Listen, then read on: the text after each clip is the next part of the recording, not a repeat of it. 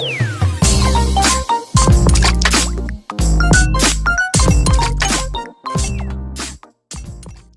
teman-teman, perkenalkan nama saya Hamida Amalia Putri Sutarno dari Program Studi Ilmu Administrasi Negara, Fakultas Ilmu Sosial dan Ilmu Politik, Universitas Nusa Cendana, Kupang. Di video kali ini, saya akan menjawab atau membahas 5 pertanyaan dari dosen pengasuh mata kuliah Bahasa Indonesia.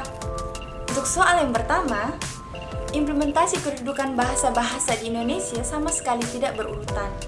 Bahasa Indonesia yang pada kedudukannya berada paling pertama justru jarang diaktualisasikan. Realitanya banyak generasi muda cenderung menggunakan bahasa asing dalam berkomunikasi resmi setiap kesempatannya. Misalnya sorry, on the way, toilet, insecure, feeling, dan lain-lain. Jika Anda adalah generasi muda yang menjunjung tinggi bahasa negara dan nasional kita, solusi apa yang Anda tawarkan agar kedudukan bahasa-bahasa di Indonesia benar-benar diimplementasikan? Solusi saya agar kedudukan bahasa Indonesia benar-benar diimplementasikan adalah dengan menemukan rasa kesadaran diri bahwa bahasa Indonesia adalah jati diri kita dan identitas kita. Penggunaan bahasa Indonesia sangat dijunjung tinggi karena kita lahir besar di negara Indonesia yang indah ini. Dengan melestarikan bahasa Indonesia, maka kita akan membawa lebih dihargai skala internasional, sehingga tidak menutup kemungkinan bahwa Indonesia bisa menjadi bahasa internasional di masa mendatang.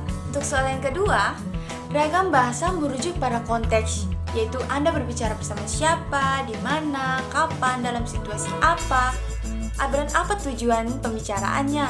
Dengan demikian, ragam bahasa bersifat fleksibel, namun tidak menutup kemungkinan bahwa masih ada kekeliruan dalam mengaktualisasikan ragam bahasa. Apa yang Anda lakukan jika Anda berada bersama lawan bicara yang keliru menerapkan ragam bahasa saat berkomunikasi dengan Anda?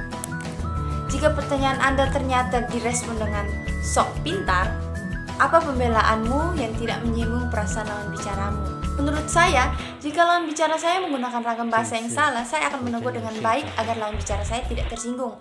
Dan apabila ketika saya mengoreksi kekeliruannya dan dia menjawab dengan perkataan sok pintar, maka saya akan menjelaskan bahwa penggunaan ragam bahasa itu digunakan dalam situasi yang berbeda-beda seperti pada acara resmi atau formal, dalam penulisan ilmiah, di rumah, di pasar, dan lain-lain. Jika ragam bahasanya digunakan pada situasi yang salah, maka itu akan menimbulkan arti atau maksud yang berbeda-beda. Untuk soal yang ketiga, kesalahan penulisan atau pengetikan dalam bahasa Indonesia tidak diterima sebagai bentuk kekeliruan tetapi keterlaluan.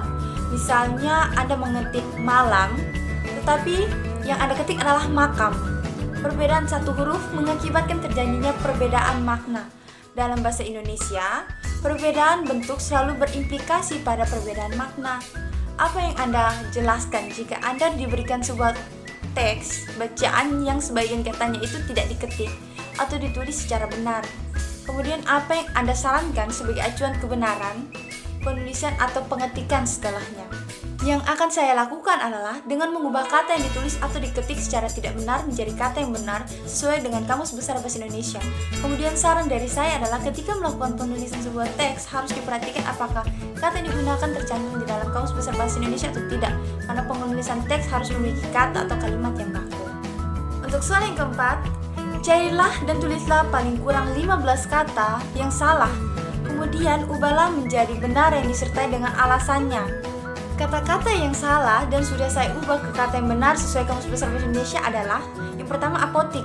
Kata yang benar adalah apotik, yang berarti toko tempat meramu dan menjual obat berdasarkan resep dokter serta memperdagangkan barang medis. Yang kedua, kualitas. Kata yang benar adalah kualitas, pakai U, yang berarti satu tingkat baik buruknya sesuatu, kadar, derajat, atau taraf. Yang ketiga, kuantitas. Kata yang benar adalah kuantitas, pakai U, yang berarti banyaknya, jumlah. Kata kuantitas dalam kehidupan sehari-hari sering menggantikan kata jumlah. Yang ketiga, manajemen. Kata yang benar adalah manajemen, memakai J, yang berarti satu penggunaan sumber daya secara efektif untuk mencapai sasaran. Pimpinan yang bertanggung jawab atas jalannya perusahaan dan organisasi. Kemudian manajer, kata yang benar adalah manajer, memakai J, yang berarti satu orang yang mengatur pekerjaan atau kerjasama di antara berbagai kelompok atau sejumlah orang yang mencapai sasaran.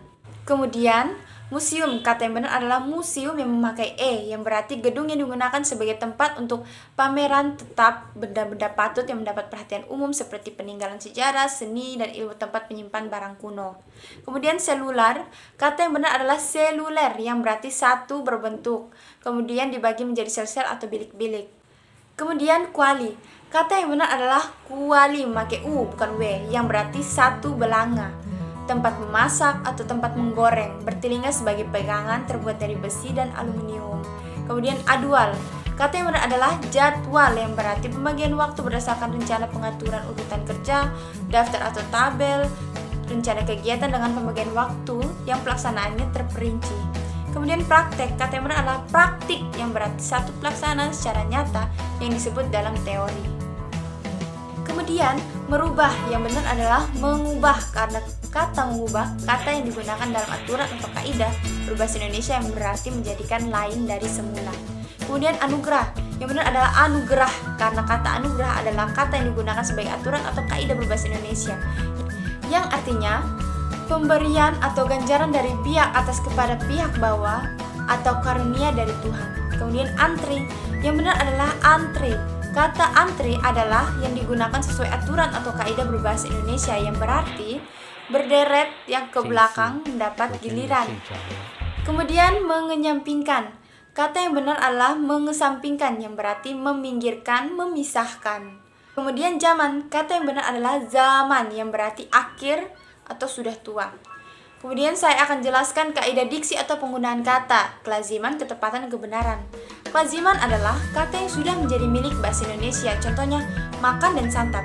Akan tetapi tidak bisa kucing bersantap sebagai sinonim kucing makan. Kedua kata tersebut tepat pengelompokannya tapi tidak lazim dari sudut pandang makna dan pemakaiannya. Kemudian ketepatan, makna kata yang tepat selalu digunakan walaupun katanya bersinonim. Contohnya lihat dengan kata pandang, biasanya bersinonim tetapi pandangan mata tidak bisa digandingkan dengan lihatan mata. Kemudian seksama, seksama adalah kata bersinonim tetapi tidak ditempatkan sesuai maknanya. Contohnya, kata besar agung, akbar, raya, dan tinggi termasuk kata bersinonim. Kita biasanya mengatakan hari raya serta hari besar, tapi tidak pernah mengatakan hari agung, hari akbar, ataupun hari tinggi, karena kata tersebut tidak seksama. Untuk soal yang kelima, carilah dan tulislah paling kurang 5 kalimat yang tidak efektif, kemudian ubahlah menjadi kalimat yang efektif yang disertai dengan penjelasannya. Kalimat yang tidak efektif dan saya sudah merubahnya ke kalimat yang efektif. Kalimat yang pertama, Surabaya adalah merupakan salah satu kota besar di Indonesia. Itu tidak efektif. Kemudian saya ubah menjadi Surabaya merupakan satu antara kota besar di Indonesia. Karena salah satu sudah memiliki makna yang sama dengan antara.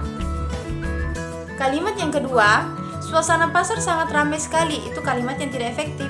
Suasana di pasar sangat ramai, itu kalimat efektif karena sangat sudah memiliki makna banyak, jadi tidak perlu ditambahkan kata sekali, karena sekali juga mengandung makna yang sama. Untuk kalimat yang ketiga, hari ini para siswa-siswa SMA Negeri 1 diliburkan, itu kalimat tidak efektif. Hari ini siswa-siswa SMA Negeri 1 diliburkan, itu adalah kalimat yang efektif. Karena kata para sudah mengartikan atau memiliki makna banyak. Jadi tidak perlu ditambahkan siswa-siswa. Kemudian kalimat yang keempat, meski cantik namun Vina tidak sombong, itu kalimat tidak efektif. Meski cantik, Vina tidak sombong, itu adalah kalimat efektif. Karena sudah memiliki tanda koma maka tidak perlu kata namun. Kalimat yang kelima, demi untuk anaknya Bu Susi rela bekerja seharian, itu kalimat tidak efektif. Demi anaknya Bu Susi rela bekerja seharian, itu adalah kalimat efektif. Karena kata demi sudah memiliki arti atau makna yang sama dengan untuk, maka tidak perlu ditambahkan kata untuk, itu bisa menjadi pendobelan makna. Baik, terima kasih teman-teman yang sudah menonton. Ini adalah video untuk pertanyaan dari dosen pengasuh mata kuliah Bahasa Indonesia. Sampai jumpa nanti.